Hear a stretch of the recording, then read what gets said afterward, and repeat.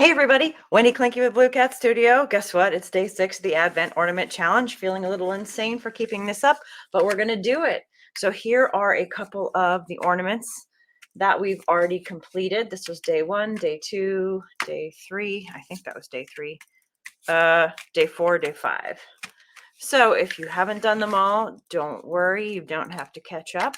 Start wherever you are. And we'll begin with this guy. So today we're going to do an ugly sweater. And we're freehanding this, my friends. So I'm going to begin with basic white, Tuscan red, and sour apple. Or any other kind of like happy spring greeny. It's good enough, right? No stress. And just kind of pick something that works for you.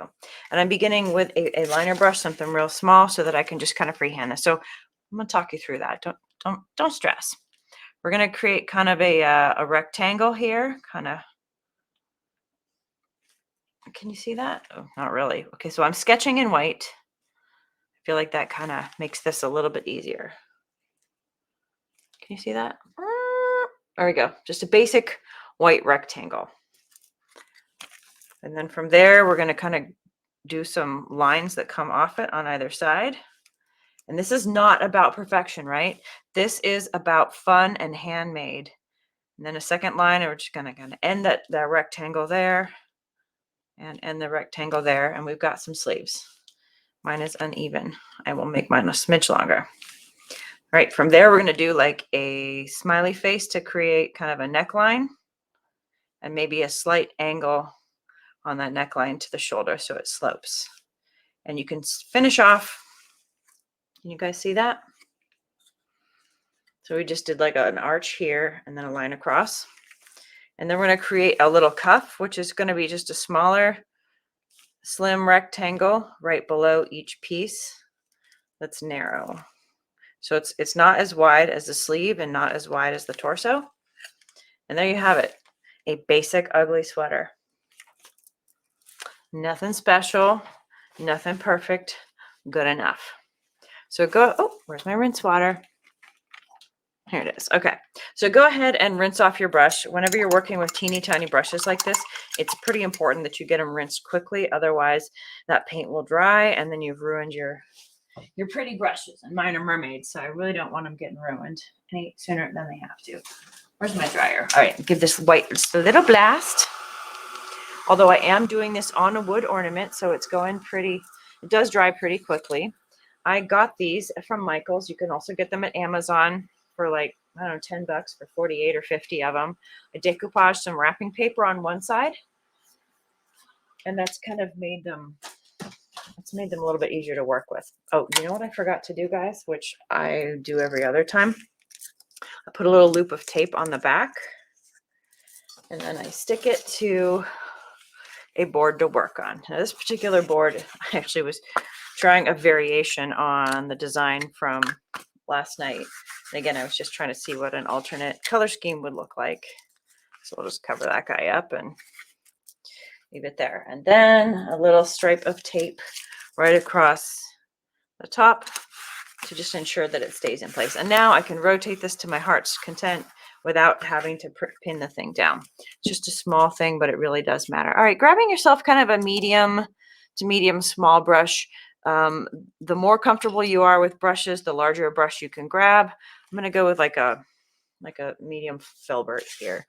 Taking the red, and we're literally just going to fill in. Ooh, that red is misbehaving. It looks like it needs to be shaken. It's very watery. So my fault. I should have shaken it. I was wondering why it came out like that, but that's okay. We'll just get our basic red in here. See if I can give it a little shake while we're here. Shake, shake, shake. Shake, shake, shake. Shake your booty. Shake your booty. We got this. Shake, shake, shake. Yeah, that's pretty runny. Let's see. Okay, a big, thicker chunk just came out. So we're going to try that again. There we go. See, that's what it's supposed to look like. So sometimes if your paint comes out really watery, it probably just means you need to shake it. What happened is likely the pigment and the carrier fluid that carries the pigment separated. So the pigment's at the bottom and the goo is at the top. So just painting a very simple red sweater, filling it in. And then we'll kind of fill in the cuffs. Now also, don't feel like you have to keep up. Sometimes I think this one might be a little bit better on replay when you have your materials and your headspace. Sometimes we get happy just watching someone else paint late at night. It can be very relaxing. All right, well, we've got the basic red in. I'm pretty happy with that. It's not the most perfect sweater, but it's good enough. And you know, these are supposed to be quick and easy, so wonky is acceptable. I'm gonna offload my brush, just kind of brush the excess off on some junk mail, and then rinse it in my paint water, of course drying it directly after. I need to let that dry, and so we're gonna speed it along because I'm trying to get this in 20 minutes. Some days I'd kill it, and some days I get killed by it.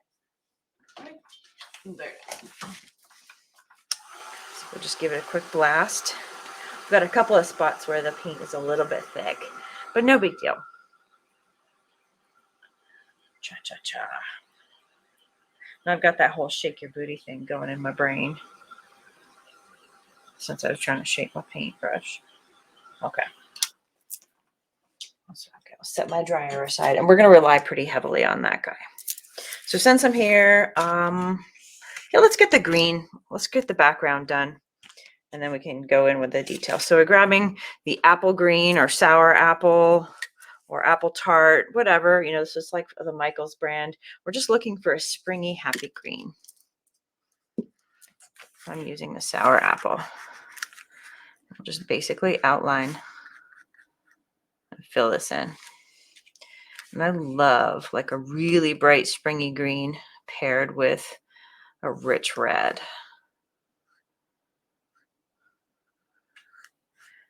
The only color missing is white, but not for long, because we're going to do a simple white design on the sweater. So if you happen to have like fine tip paint pens at home, especially white, go get them and use them, because not everyone has them.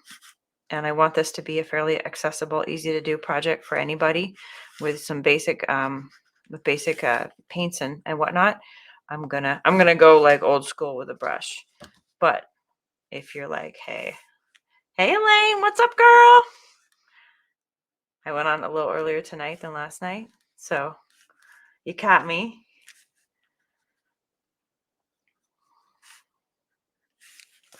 Okay, so I'm gonna rotate a little bit just so it's easier to get to. Oopsie daisies. Oh, and by the way, guys, here's the hashtag Advent Ornament Challenge. When you do your ornaments, just write Advent Ornament Challenge. And if you're ever trying to find, you know, other versions or other of the tutorials for this, if you just do a search on Facebook or in the group, Advent Ornament Challenge, I've tried to tag all my stuff so that you can find the videos more easily. And of course, if you tag your work, then everybody can see it and ooh and ah over it. And let's face it, we're artists. We like it when people see our work. Well, I don't know. Sometimes it takes a lot of guts. Sometimes it takes a lot of guts. I remember my first time putting myself out there. I was terrified, utterly terrified. Never in my wildest dreams, when I first posted my first art on Facebook, did I ever think I'd be getting up here acting like a clown trying to paint something. But we are. So show up and keep practicing. Oh, Elaine shared this. Thank you so much. So offloading the paint. Now we've got this really bright green and this gorgeous bright red. I'm going to dry it again.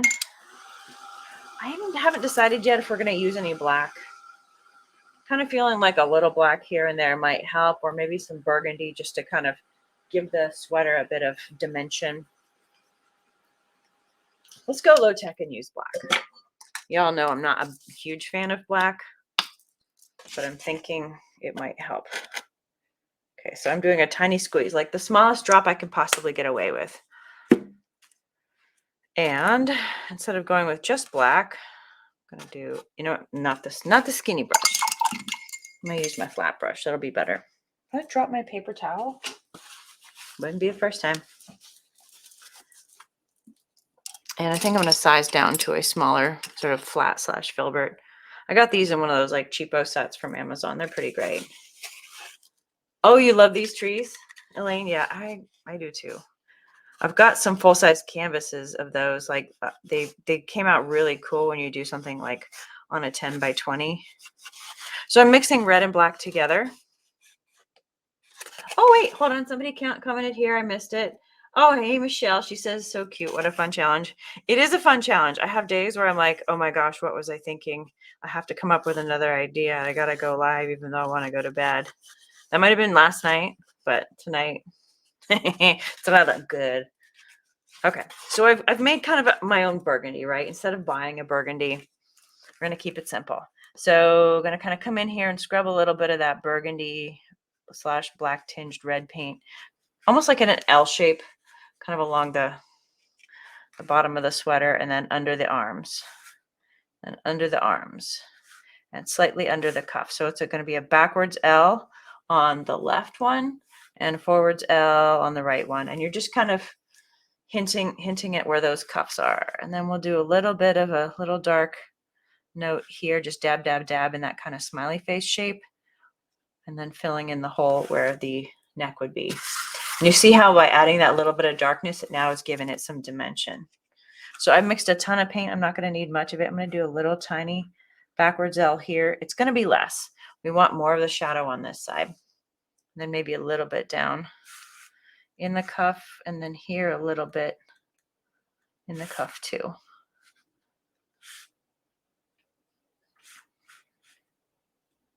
So now we have a little bit of dimension. So offloading that brush, don't need to rinse. Going to come back in with a little bit more red. Actually, this stuff is drying really fast. That's what happens when you do a project on wood. It just goes whoop, like a thirsty beast and sucks up all your paint. So that's going on a bit dark. Actually, it's not bad. I'm kind of in this somewhere in between red. And I'll come back in with some of my watered down red since it's there on my canvas. I'm just trying to blend so that it feels natural and it doesn't look too stripy or streaky when it comes to your shading. Okay. Blast away. So I'm going to say, if you haven't gotten one of these Ranger heated craft tools, they're so awesome. Any chance of getting a closer view? Right now, so I've got my camera actually mounted, Elaine, like right up top, and I cannot get it lower. I've raised my table to the max. It's actually an electric table. Check this. Well, I can't check. It goes up and down, which is super cool. I've been wondering about how to get a closer view, but let me just bring it up here so you can kind of see it. And so I've just basically done kind of a dark L here and here and here and here. So 1 second, y'all, on this camera, I'm going to come over here and just show it. Basically did a little bit of a dark L here and here and there, if that makes sense. Hi. Okay, so now that oh, there's just one more wet spot because we're going to come in here and work with some white and get some design on that. And I really want to make sure that I'm not getting in the, not smushing the red paint. So let's get some white paint on your skinny brush. And I'm just going to keep this really simple. We're going to do a kind of an X. Oh, my shading is fantastic. Thank you, Elaine. You know, I feel like it's all about on canvas blending. So we've done an X. X marks the spot, and then we draw a line directly through the center. And it kind of creates a snowflake. Sometimes I should have done a steeper X. So if you haven't done yours yet, make your X a little bit more like this, like a real letter X. Mine was a little too excited. And then the line like that, and then you get a really even. You see how that changed? That would have been way, way better. Okay. But it's cool. So then we'll add like little ball here. So I'm kind of sticking to whimsical for this. Again, we're trying to keep it short and simple, not overthinking.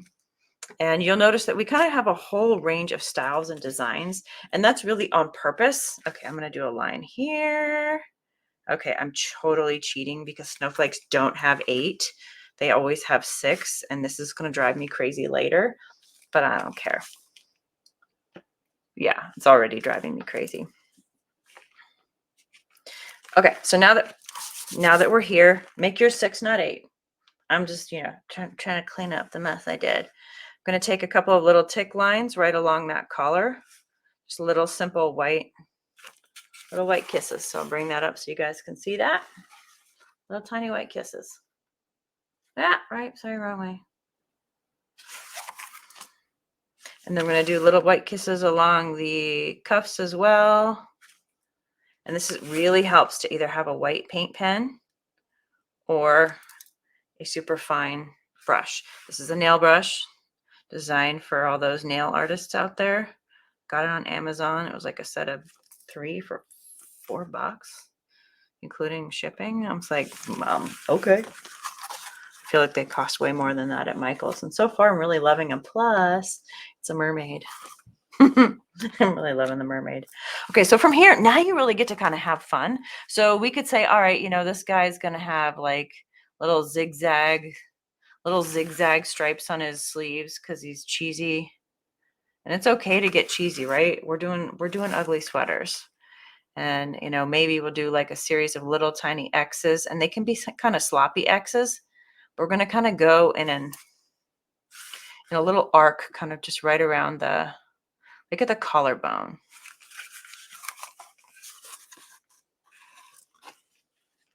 And when you do a bunch of little X's around the collarbone area like that, it kind of looks like stitching, like a Fair Isle sweater.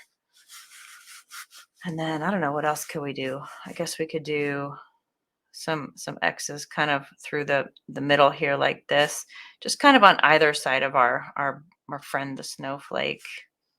Maybe another one here. And again, my design may not be to your taste. That's okay. I'm here to inspire you to create your own cool Advent ornaments that you're going to love. So if you want to go with a sweater, you've just learned how to sketch one and then do your own designs. Maybe you want a pink sweater. I mean, let me tell you, I did a whole series of ugly sweater projects, right? I mean, we could do that, but I just wasn't feeling like the reindeer today. Maybe we'll do a reindeer later.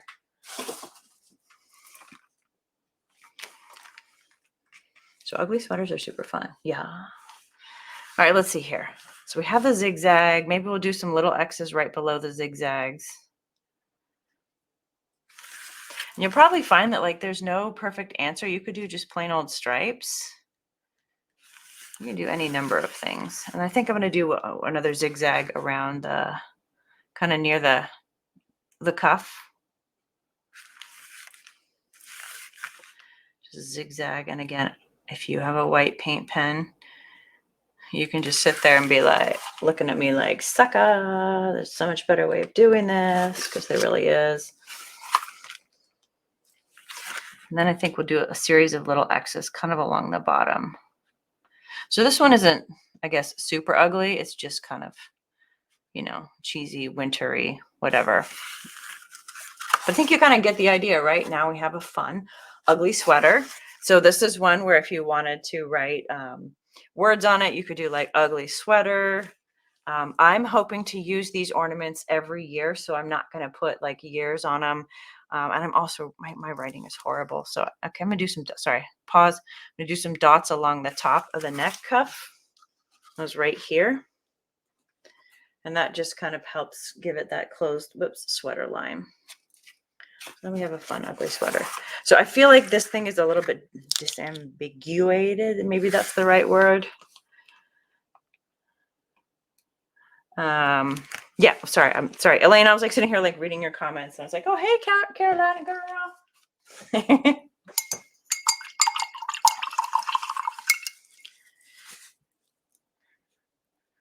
So I do feel like we want a little bit of an edge on this. So one of the things that I did the other day, on a couple of these, like this one, it felt like it got really light. So instead of doing a whole outline, I just kind of did the edges of it like this. And this one I did in gold, which gives it a little bit of a finished look. And I feel like it kind of bounds the design. On this one, I gave it a gold outline. And what's super weird about this is I feel like even though these are the same size, the gold outline makes this look like smaller than this. Super weird. So I'm going to try and do a red outline on this guy. But since we're here, yeah, we'll go with a red outline. So you got to kind of hold it by this thing and then just take that red and literally just kind of bring it gently along the edges. So I tape the ornament down for a couple of reasons. First and foremost, it's easier to manage it, kind of more like a big piece of paper, at least when I'm doing the main painting. So again, we're just doing the edges, but also because I have less likelihood of getting paint here and then smudging it across and getting paint on my backside. I guess I probably could have finished the backsides after doing this, but it was like November 30th and I was like super excited, and I found all this cool wrapping paper which fit a certain aesthetic, which was kind of like the side you would see, and I just kind of went for it because, you know, that's what we do around here. We just go for it. All right, so just keep going with a red outline. It's not the most interesting part, but I'm using a flat brush so I can just kind of dab it gently right on, just kind of place it as opposed to brush strokes, right? I'm placing the brush, placing the pigment. And that's going to keep it from really bleeding over anywhere, but it's still going to add just a slight bit of darkness and framing. It's a visual gravity. I think that's the best term I can come up with for it. And so oftentimes if you feel like you've done a piece and like it's sort of floating out in the middle of somewhere with like a straight color background, sometimes by adding a little bit of darkness or shading around the edges will help kind of bring it back from outer space. All right, I got a little sloppy on this edge right here. I'm just going to ignore that for now, maybe tidy it up later. But again, that little bit of framing has helped add some gravity to this guy. So we'll go ahead and rinse the brush, grab a smidge of gold, finish the top, and then we'll call it done. Although honestly, I'm looking at it thinking it probably needs some glitter. So I'm trying to think like what color. I have some gold glitter. I think I might even have some red glitter. Where's my regular gold? Here's my gold. I don't know. Should I add glitter, guys?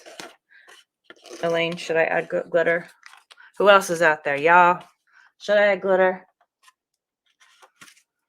All right, so just add it, doing a little gold bit right along here.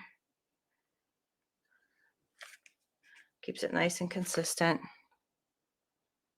Bloop, bloop, bloop, bloop. All right, cool beans. Let me go see if I can find my red glitter. It's right over here, and I brought it out the other day. Oh. So this feels a little small, like it might be kind of funky, but we could also try. So I have the Craft Twinkles by Deco Art Americana. It's red. And I actually used it on this guy's hat, and I thought it gave kind of a nice shimmy shine. So let's see, we'll use it sparingly. I didn't rinse my brush, but I did offload to kind of get rid of the extra gold. What I don't know is if the little like ticks of silver in this are going to kind of take away from the design or become distracting. So I'm just going to kind of plop it in some of the big spots on the red and not on the white. Although I don't know, maybe it will go over the white just fine.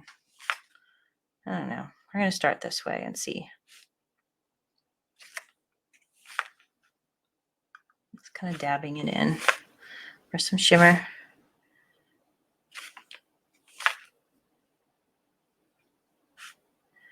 I kind of realized like on every one of these designs, I'm like, okay, it either needs like metallics or like, you know, something shimmery or something glittery.